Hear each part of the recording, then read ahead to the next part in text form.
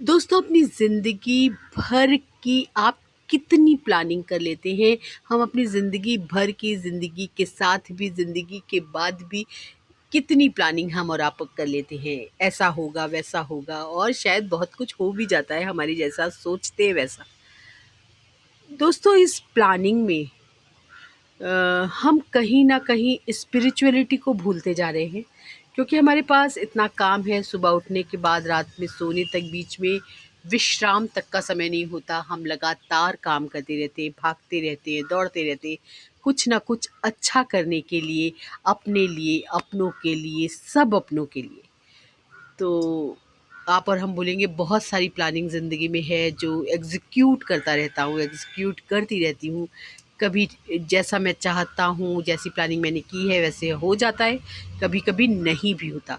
दोस्तों in planning plotting में spirituality को हमें कभी नहीं भूलना है। कभी ये नहीं सोचना है कि जब हम बिल्कुल चलने फिरने लायक नहीं रहेंगे, जब हमसे कुछ भी नहीं होगा, तब हम स्पिरिचुअलिटी करेंगे, तब हम ईश्वर की शरण में जाएँगे। दोस्तों जब हम ईश्वर की शरण में जाएँगे तब जाएँगे, ऐसा सोचते-सोचते पता नहीं कब ज़िंदगी की शाम हो जाती है, रात हो जाती है और भगवान जी हमें वापस बुला लेते हैं। इसलिए कोशिश इस बात की करनी चाहिए, जितना ज़्यादा हो सके, जितना समय आपको मिले, आप काम कर रहे हैं, बीच में समय मिले, आप अपनी माला की जप कर सकते हैं, माला से जप कर सकते हैं, ईश्वर का नाम ले सकते हैं। किसी भी तरह से ईश्वर से जुड़े रहिए दोस्तों, बहुत मन से जुड़े रहिए, क्योंकि लोग कब आपकी मदद करेंगे, नहीं करेंगे, लेकिन ईश्वर ऐसी स्थिति आने नहीं देंगे।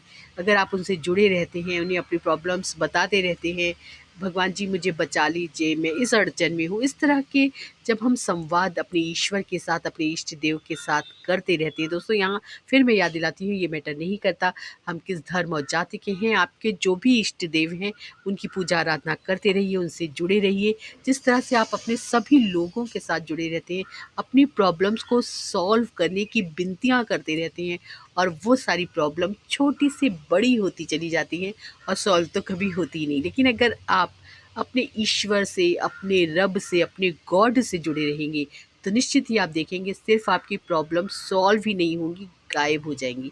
और जो आप याद करेंगे कि हम जब बूढ़े हो जाएँगे, घर वाले कोने में बिठा देंगे, एक माला पकड़ा देंगे, एक ही टाइम पे खाना देंगे, थोड़ा-सा देंगे, ज़्यादा नहीं देंगे, कम देंगे और कम देंगे, तब मैं पूजा पाठ कर लूँगा, तब जो समय रहेगा दोस्तों पता नहीं तब दिमाग में ये रहे ना रहे, सारा समय खाने पे ही लग जाए कि मुझे खाना मिलेगा कि नहीं, मुझे ये देंगे कि नहीं। इसलिए ध्यान ज़रूर से दीजिए, खूब सारे लोगों के साथ शेयर कीजिए और आज से अभी से शुरू कर दीजिए, चुटकियों में शुरू कीजिए और देखिए अपने जीवन